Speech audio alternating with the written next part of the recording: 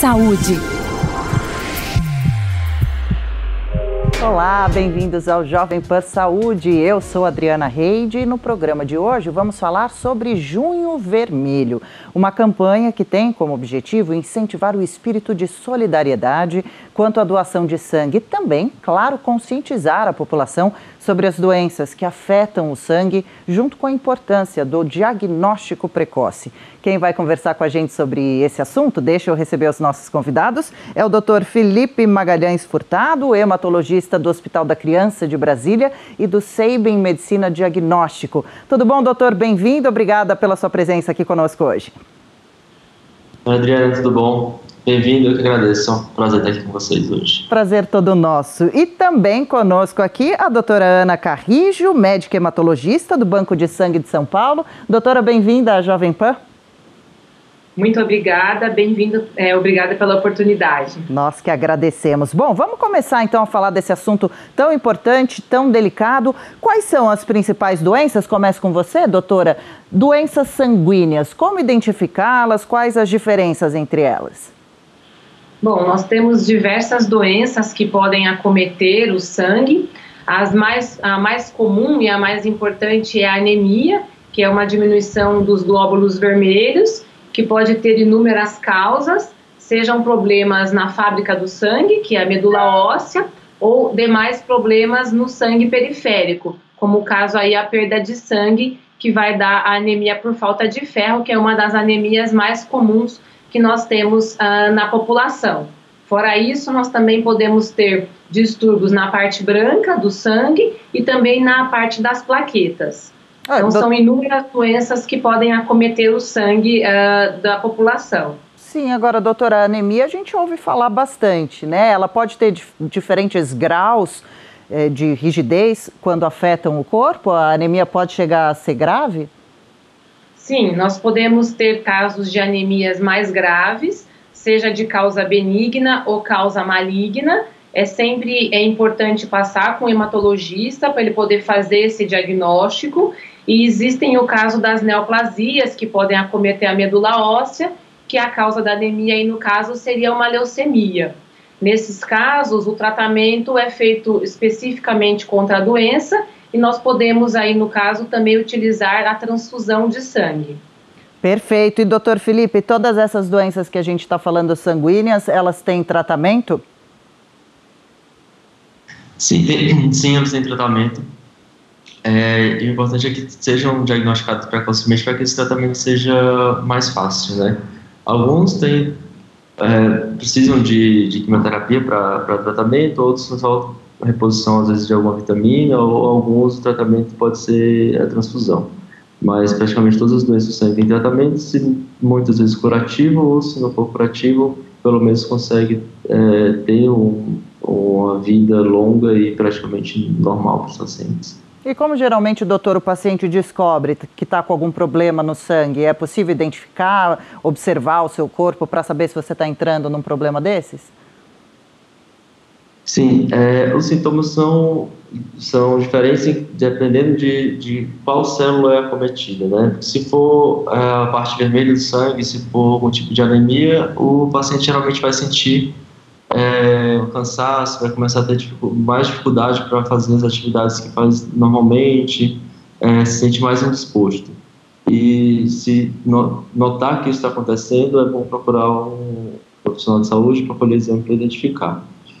Se acometer as plaquetas, o que vai aparecer são sangramentos, muitas vezes um sangramento só de pele, pode ser mancha roxa, que a gente chama de equimose, ou as manchas mais avermelhadas, são as petecas, ou sangramento de nariz, em mulheres às vezes pode ter aumento do fluxo menstrual.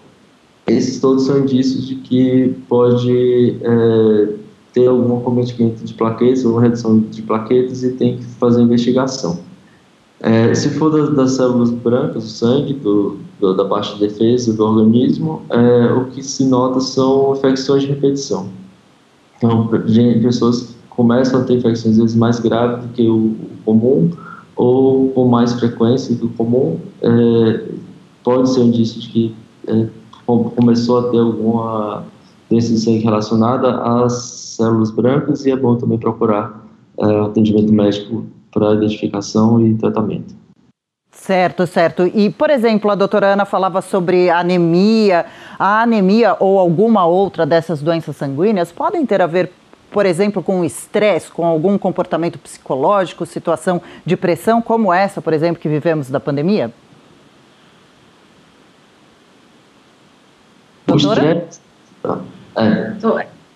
Na verdade, o que pode acontecer em relação à pandemia é que as pessoas podem apresentar alguns sintomas e as pessoas não procurarem a assistência médica para poder fazer a avaliação. Tá. É óbvio que a gente sabe que o estresse pode causar algum desequilíbrio imunológico e algumas dessas doenças podem ter relação aí com o sistema imunológico do paciente, mas não que tenha uma relação direta entre a pandemia e o desencadeamento de uma doença hematológica. Perfeito. E doutora, em quais casos os médicos chegam à conclusão de que o paciente precisa fazer uma transfusão? Essa avaliação é feita pelos médicos, então normalmente o paciente vai precisar fazer uma transfusão nos casos mais drásticos, nos casos de anemia ou plaquetopenia ou, enfim, distúrbios de coagulação de moderados a severos. Então a gente tem desde um paciente que pode realizar uma cirurgia ou ter um acidente de trânsito que tenha uma perda aguda de sangue, e aí ele vai precisar receber hemocomponentes pela transfusão. Nós temos também casos de pacientes com doenças oncológicas, igual o Dr. Felipe falou, que o paciente pode apresentar pela neoplasia uma anemia ou uma alteração nas plaquetas ou um distúrbio de coagulação, e aí também esse paciente vai receber sim transfusão de componentes do sangue. Tá, ok. Doutor Felipe, como se dá exatamente esse procedimento da transfusão? Ele é demorado, quase sempre dá certo, existem riscos? Começar pelo final da pergunta, risco existem, todo procedimento médico envolve algum risco.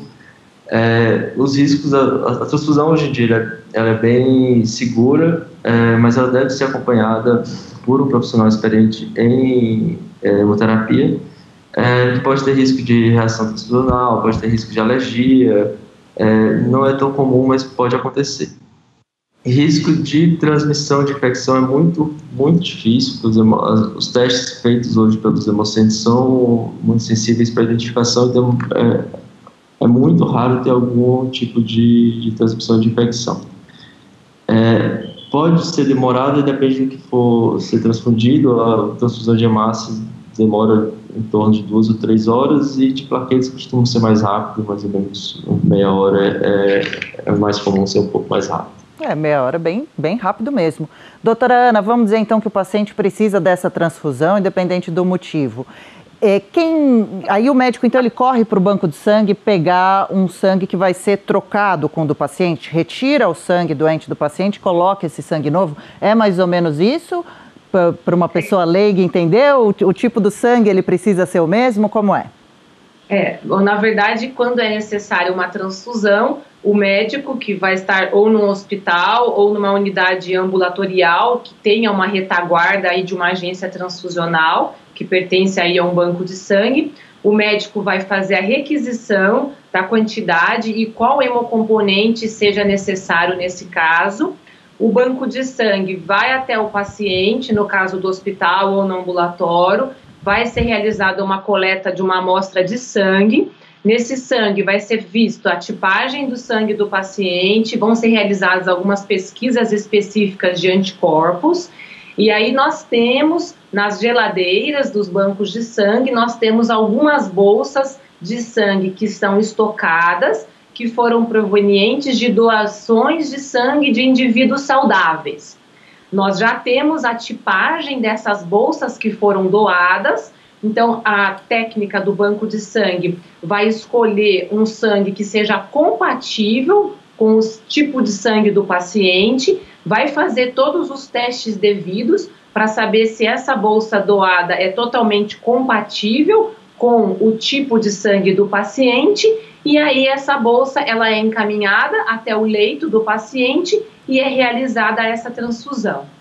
Certo, e doutor Felipe, pode acontecer de uma pessoa doar sangue, aí a gente vai falar, né, de onde vem esse sangue do banco de sangue, das doações, né? Pode acontecer desse sangue doado ser descartado, depois de ser doado descobrir que esse sangue não poderia ser utilizado, inclusive que essa pessoa está com uma doença sanguínea? Até pode, assim, antes da transfusão se faz uma consulta de triagem. Então essa consulta já é feita para separar quem tem a possibilidade de ter alguma doença sanguínea e quem não tem, mas mesmo assim às vezes passa isso.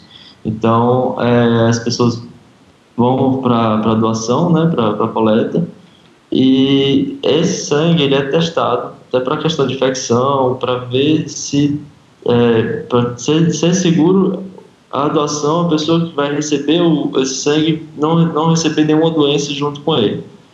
Então são feitos testes e dependendo do resultado desses testes, esse sangue pode ser descartado, né? Sim. E a pessoa, se não souber o diagnóstico da doença, é contactada pelo banco de sangue para receber esse diagnóstico. Mas na maioria das vezes a gente sabe que esses sangues acabam salvando vidas, isso sim, muitas vidas, né? De uma importância enorme. Por isso, aliás, estamos aqui. Doutora Ana, como estão os bancos de sangue pelo nosso país? O brasileiro é de doar sangue? Agora, especialmente nesse período da pandemia, a gente já passa de um ano, né? Dessa situação do coronavírus. Como estão os bancos nesse momento?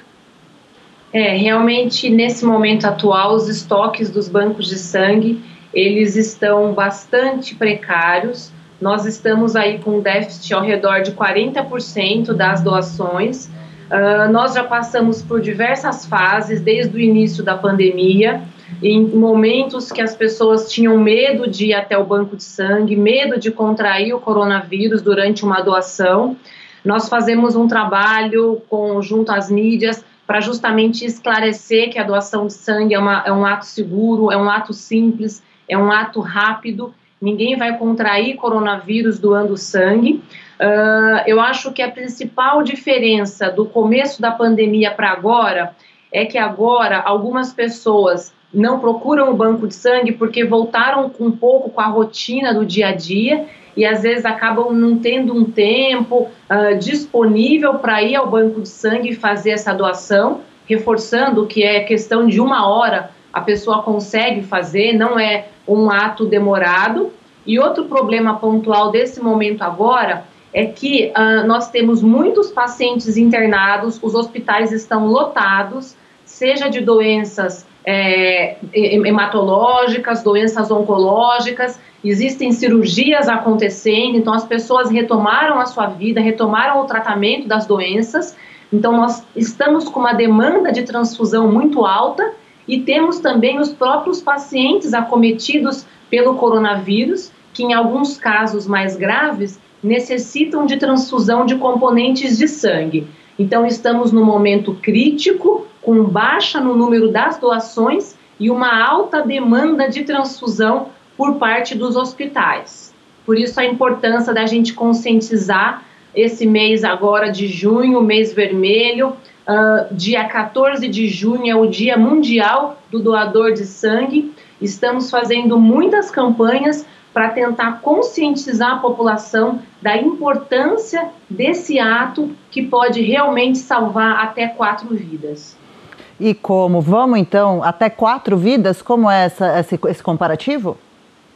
Uma doação de sangue total que um doador faz, esse sangue ele é separado depois no laboratório e ele consegue ser separado em uma unidade de hemácia, que é a parte vermelha do sangue, uma unidade de plaqueta, uma unidade de plasma fresco e uma unidade de crioprecipitado.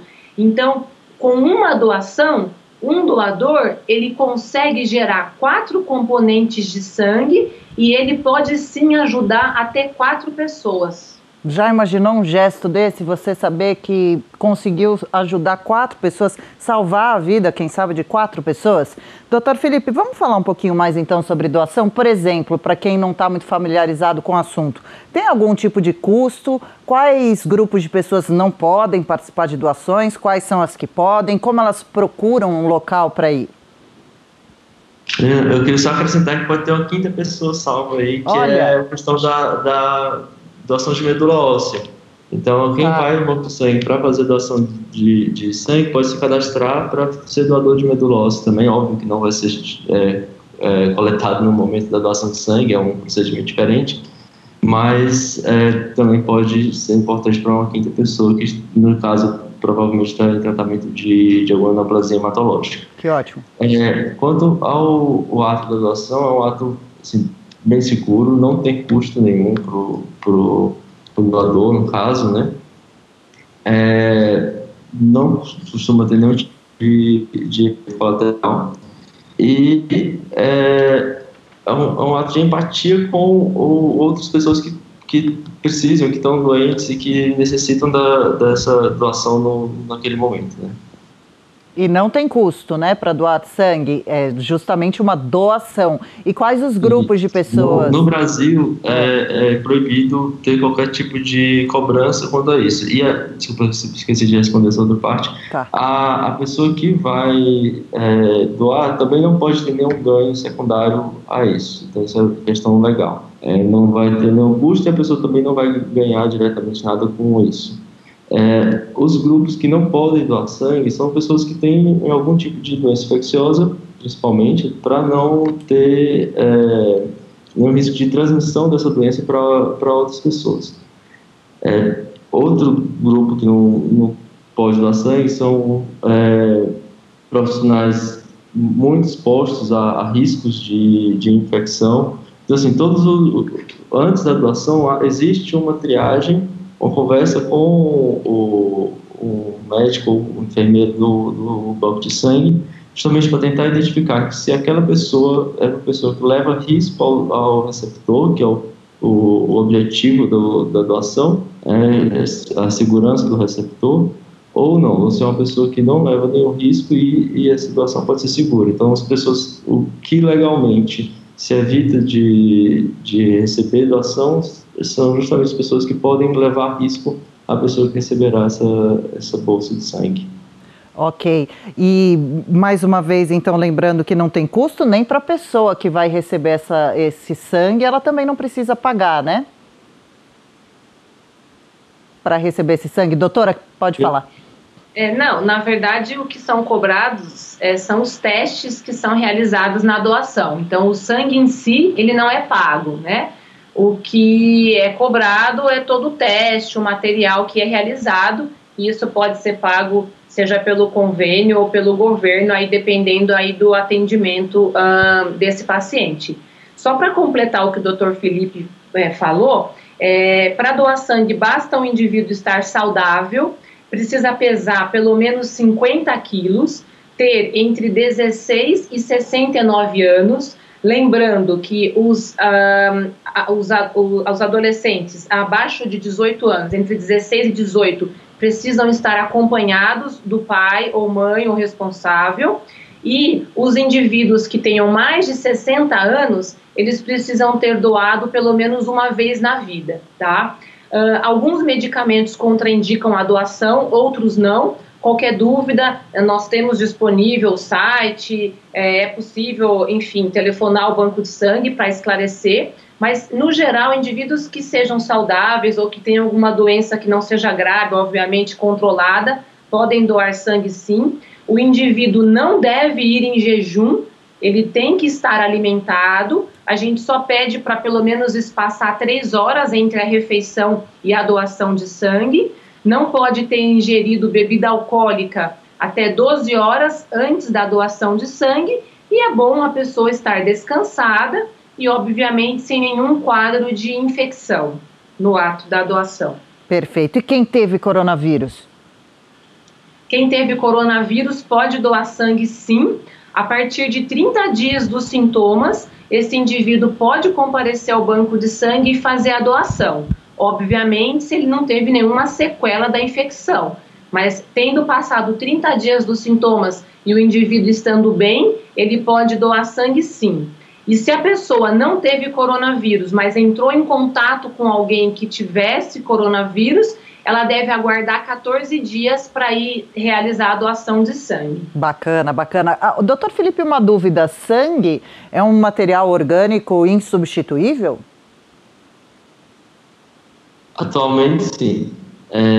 Hoje não tem nada que substitua o sangue, apesar de existirem estudos tentando fazer sangue em laboratório de pesquisa atualmente, mas esses estudos ainda estão em fases muito iniciais e não há substituto para ele, por enquanto. Por enquanto, pelo menos, né? Para ver a importância mesmo do nosso sangue, né? Por isso também eu pergunto, viu, doutora? A gente sempre ouve falar, desde pequenininhos na escola, os tipos de sangue, né? O, A mais. É importante saber decorar o seu tipo sanguíneo? Confesso que eu já não lembro mais qual é o meu, por exemplo. É importante saber até para uma situação de um possível acidente? É importante, sim. Até para ter certeza na hora de transfundir se aquela transfusão vai ser correta para você, mas todos os testes são feitos antes de transfusão para que seja uma transfusão segura. Assim, essa informação é importante para a pessoa sabe ter algum conhecimento sobre ela, principalmente para mulheres, questão de gestação. Mas antes das transfusões, independente de se aquela pessoa já tem sabido o seu tipo sanguíneo pelo hospital ou pelo banco de sangue, são feitos novos testes para a segurança dela mesma. Tá, e doutora Ana, a pessoa que até está nos acompanhando e fica pensando, puxa, eu gostaria de doar, de colaborar, de ajudar a salvar, quem sabe, até essas 5 vidas, mas tenho medo de ir até esse local e acabar, quem sabe, pegando coronavírus lá, eu que ainda não me contaminei até hoje. Os bancos de sangue, os locais de doação, eles estão todos preparados para isso? Sim, todos os bancos de sangue, eles estão preparados, sim. Obviamente que a gente tem algumas peculiaridades. Então, a vantagem, no caso aqui de São Paulo, né, nós do Banco de Sangue de São Paulo, nós estamos num lugar que não é hospital, então é um prédio só do Banco de Sangue, então às vezes as pessoas têm medo de doar sangue dentro de um hospital, obviamente que também é seguro, mas nós estamos numa unidade ambulatorial, então é seguro sim. Nós temos uma particularidade que é um selo que chama de COVID-free, que indica que o ambiente é um ambiente seguro, que tem todas as práticas e normas seguras para que o doador não pegue coronavírus. Todos os bancos de sangue, eles são limpos apropriadamente, toda a equipe que atende no banco de sangue, ela usa máscara, eles usam luvas, as cadeiras são higienizadas após cada doação, a recepção dos bancos de sangue tem um distanciamento entre as cadeiras, entre as recepções. Então, assim, é bastante seguro, a pessoa não precisa se preocupar em relação ao coronavírus. Ela pode comparecer sim, aí ela pode buscar na internet, enfim, o banco de sangue que a pessoa tiver um melhor acesso, que tenha uma empatia, não tem problema algum na sua cidade. O importante é fazer a doação, independente de qual banco de sangue o indivíduo doará. Claro, claro. Agora, diz uma coisa, muita gente precisa por ano, doutor Felipe, de transfusão de sangue no Brasil? Muita gente precisa, não sei se a doutora Ana, que trabalha diretamente no Hemocentro, sabe o número, mas com certeza é um número muito alto. Salva vidas todos os dias, salva vidas de pacientes, não só pacientes hematológicos, mas pacientes que vão fazer algum tipo de cirurgia, pacientes que sofrem algum tipo de trauma. Então é uma coisa assim, que salva vidas diariamente. Agora, a doutora, não sei se tem... Doutora, pode completar para a gente. Deixa eu só perguntar para você também, doutor Felipe. Sempre é retirado do doador a mesma quantidade de sangue? Quanto de sangue que é uma bolsa? Uma bolsa em torno de mais ou menos um litro e meio de sangue. Isso é retirado. A quantidade varia com o peso do doador para que seja seguro para ele também. Tá. A doutora Ana quer completar também essas questões? Sim. Em relação aos números, eu não sei os números do país como um todo, mas eu falo aqui nós, né, do Banco de Sangue de São Paulo, que somos um serviço que atendemos 32 hospitais, nós fazemos 7.000 transfusões por mês. Só para ter uma ideia da nossa porção, são 7.000. Quer dizer, com certeza, se nós formos considerar o país todo, o número de transfusão é altíssimo. Em relação à quantidade, então é óbvio que depende um pouco do peso do doador, mas em média a gente tira de 450 a 500 ml de sangue total por doador. A grande maioria a gente retira 470 ml.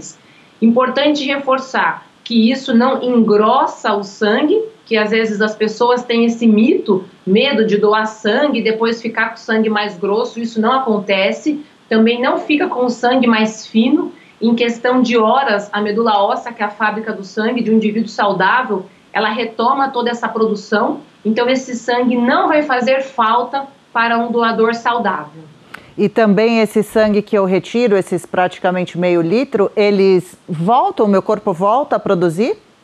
Sim, sim, sim. Em questão de horas, o seu corpo já retoma essa produção e você não vai sentir. Você não tendo doença, rapidamente você retoma a produção. Agora, lembrando só que por segurança, nós seguimos uma legislação.